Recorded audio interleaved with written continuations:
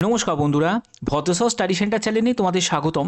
তোমাদের জন্য একটি গুরুত্বপূর্ণ আপডেট। তোমরা যারা যারা জিডিএসে আবেদন করেছো, প্রথমেই তোমরা প্রত্যেকে কমেন্টে জানাও তোমরা কারা কারা জিডিএসে আবেদন করেছো এবং কোন ডিভিশনে এবং তোমাদের মাধ্যমিকে কত পার্সেন্ট নাম্বার আছে। জিডিএসে আবেদন করেছো এবং তোমরা অপেক্ষা করছো, রেজাল্টের জন্য অপেক্ষা করছো। তো এই রেজাল্টের অপেক্ষার মাঝেই কিন্তু তোমাদের অ্যাপ্লিকেশন স্ট্যাটাসটা তোমরা একবার চেক করে নাও। অ্যাপ্লিকেশন স্ট্যাটাসটা তোমরা কিভাবে চেক করবে এবং তোমাদের প্রেফারেন্স অনুযায়ী কিভাবে কম নাম্বারেও ক্যান্ডিডেট সিলেকশন হতে পারে, কি পদ্ধতি তোমাদের থাকবে সিলেকশন হওয়ার জন্য, যেখানে কম নাম্বারের প্রার্থীদেরও সিলেকশন হওয়ার সুযোগ থাকবে। কিভাবে বলছি, এটা একদম অথেন্টিকভাবে তোমাদের কাছে ক্লিয়ার করব এই ভিডিওর মাধ্যমে। ভিডিওটা শেষ পর্যন্ত দেখো, প্রত্যেকটি তথ্য অথেন্টিক ইনফরমেশন, প্রত্যেকটি তথ্য তোমাদের জন্য খুবই গুরুত্বপূর্ণ। এরকমই গুরুত্বপূর্ণ প্রতিনিয়ত আপডেট পাওয়ার জন্য অবশ্যই চ্যানেলটাকে সাবস্ক্রাইব করে রাখবে, বেল আইকনটাকে অল করে রাখবে। এখানে তোমাদের কিভাবে চেক করতে হবে, অ্যাপ্লাই অনলাইন সেকশনে গিয়ে তোমাদের অ্যাপ্লিকেশন স্ট্যাটাস বলে একটা অপশন তোমরা দেখতে পাবে, যেখানে তোমাদের রেজিস্ট্রেশন নাম্বার, যে নাম্বারটা তুমি আবেদন করার সময় তোমার প্রয়োজন ছিল, সেই রেজিস্ট্রেশন নাম্বারটা তোমাকে এখানে এন্টার করতে হবে।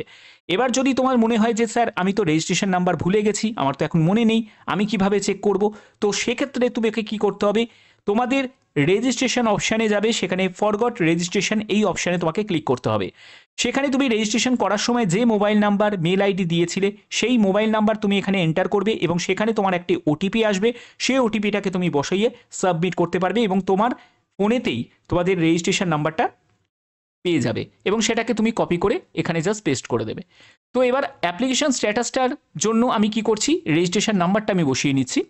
তো এবার দেখতে পাচ্ছ যে রেজিস্ট্রেশন নাম্বারটা বসানোর পরে তোমাদের ভেরিফিকেশন ডিটেলসে মোবাইল নাম্বারটা চাওয়া হয়েছে, অর্থাৎ যে মোবাইল নাম্বারটা দিয়ে তুমি রেজিস্ট্রেশন করেছিলে সেই মোবাইল নাম্বারটা তোমাকে এখানে এন্টার করতে হবে।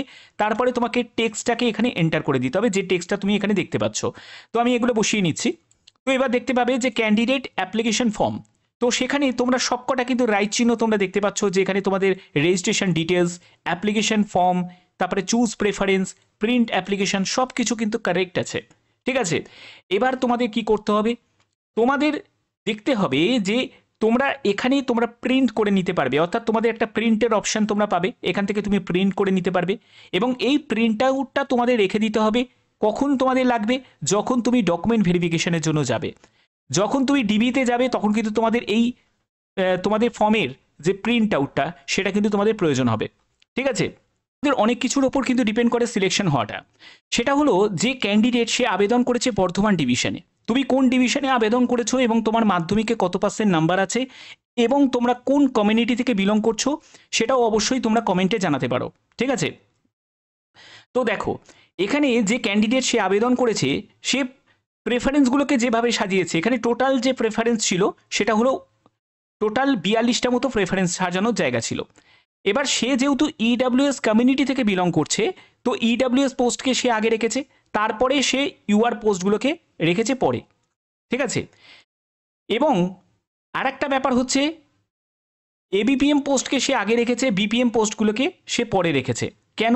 কারণ দেখো, যাদের নাম্বার ভালো থাকবে, এটা আমি কিন্তু ফর্ম ফিল আপের আগেই তোমাদের ক্লিয়ার করে দিয়েছিলাম, যাদের নাম্বার 95%-এর আপ আছে তারা বিপিএম পোস্টগুলোকে আগে রাখো।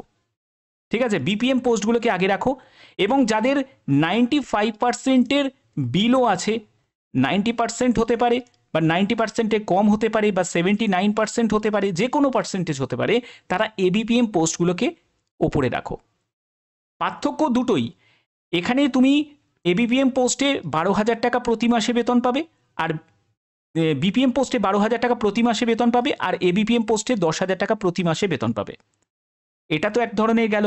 আর একটা ব্যাপার হচ্ছে তোমাদের পোস্ট অফিস। দেখো পোস্ট অফিসের উপরে কিন্তু অনেকটা ডিপেন্ড করে। যেমন দেখো শ্যামসুন্দরপুর বিও এই পোস্ট অফিসটা রেখেছে। এবার হতেই পারে যে ধরো এই ক্যান্ডিডেট সে 92% নাম্বার পেয়েছে। ঠিক আছে, সেই ক্যান্ডিডেট 92% নাম্বার পেয়েছে, কিন্তু সে পোস্ট অফিস যদি এটাকে যদি সিলেক্ট করতো, মানে 7 নম্বর পোস্ট অফিসটাকে যদি সে সিলেক্ট করতো, মানে পালসোনা এই পোস্ট অফিসটা যদি সিলেক্ট করতো, সেখানে ধরো 89%-এ কারো সিলেকশন হয়ে যেত।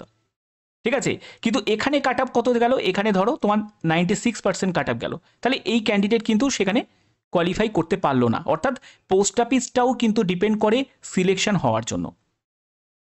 ক্লিয়ার? অর্থাৎ এখানে ক্যাটাগরি ডিপেন্ড করছে, তুমি কোন পোস্টটাকে আগে রাখছো সেটা ডিপেন্ড করছে, পোস্ট অফিস ডিপেন্ড করছে। এই এত কিছুর ওপর ডিপেন্ড করে কিন্তু তোমাদের সুযোগ হয়। যারা কম নাম্বারের প্রার্থীরাও অনেক সময় সুযোগ পেয়ে যায়, আবার যাদের বেশি নাম্বার আছে তারা সুযোগটা পায় না। ব্যাপারটা হচ্ছে এটাই।